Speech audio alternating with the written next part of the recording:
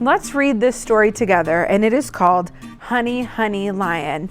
Now, I want you to read this story with something in mind. I want you to read this story thinking about retelling the story. What does retelling mean? It just means telling someone the story over and over again.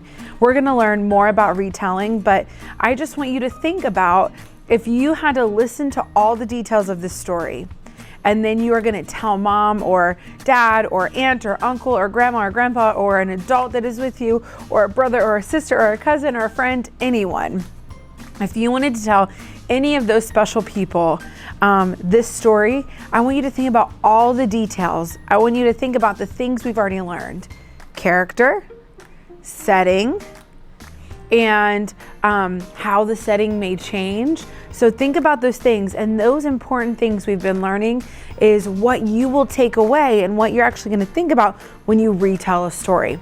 So I'm going to stop talking and I'm going to start reading. So let's start reading the story, Honey, Honey, Lion. Look at the first cover page.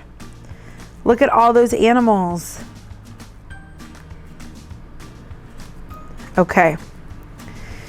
In Africa, the honey guide and the honey badger are partners when it comes to honey. The little bird follows a bee to its hive, and then she leads the honey badger there to break it open with its big, strong claws. Together, they share the sweetness, and that is the way it has always been. Okay, pause right here just for a minute. So why is the honey guide leading the badger on the journey? What did the story say that the honey guide was doing? The honey guide is leading the badger so that they can both go find the honey. Okay, let's keep reading. Maybe this day Badger was hungrier than usual. Maybe he forgot about Honey Guide who showed him the way. Or could he have been thinking, my strong claws do all the hard work? Whatever the reason, that day, Badger would not share. Honey Guide scolded Badger as he waddled back to the jackalberry tree, his tummy almost touching the ground. She fussed and fumed as he tried to fit into his burrow.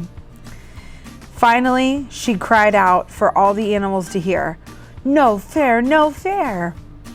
Soon, all the guinea hens were broadcasting the news. Honey Guide is in major rage. But Badger didn't hear. He was sound asleep, smiling, snoring, and hiccuping from his big meal. Grump! Badger roared out the loudest hiccup of all, and its deep, low rumble gave Honey Guide an idea.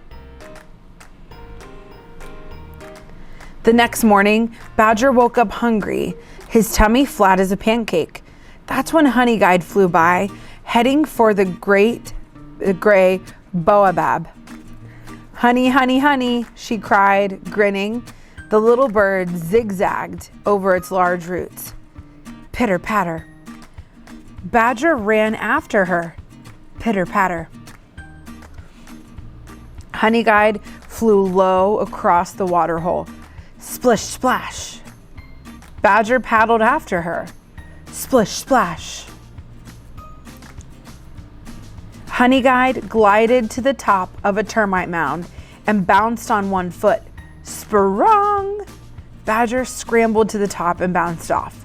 Sprung! Honey Guide landed on a hollow log. It echoed as she stomped along. Boom, boom. Badger hurried to catch up. Boom, boom. Next, Honey Guide flitted through a stand of papyrus. Tall, dry reeds waved back and forth. Clickety-clack. Badger trapezed along, muttering, "Where is that honey?" The papyrus rattled as he went by. Clickety-clack. Honey Guide led him through a field of golden bristlegrass.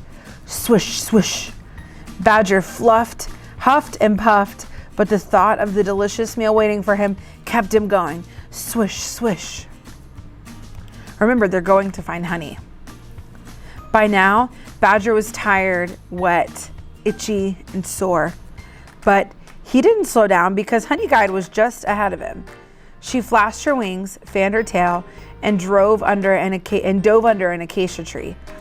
Badger charged in after her, singing triumphantly, "Honey, honey, lion!" Okay, let's pause here again. How did Badger's song change once he saw lion? His song changed from being happy to being frightened. Lion, lion, lion! Badger turned on his tail and ran. Swish, swish through the grass, clickety-clack into the papyrus, boom, boom, boom over the hollow log. Sprung over the termite mound, splish, splash across the water hole, pitter-patter all over the baobab trees, or the baobab roots. Badger dashed into his burrow. Honey Guide cheered. In a flash, Badger was as far from the entrance as he could be. Right behind him was Lion's huge paw batting the air, but he could not reach him. And that's the closest any animal could be to an angry lion and live to tell the tale. That evening, Mongoose squeaked to elephant, who trumpeted to hippo, who bellowed to warthog, who squealed to bishop bird, who piped to hyena, who whooped to zebra, who snorted to giraffe, who was overheard by guinea hen, who bugled it far and wide. It was the bush telegraph, and it said, "If Honey Guide leads you to a beehive, be sure to reward her, or next time she will lead you to a lion." The end.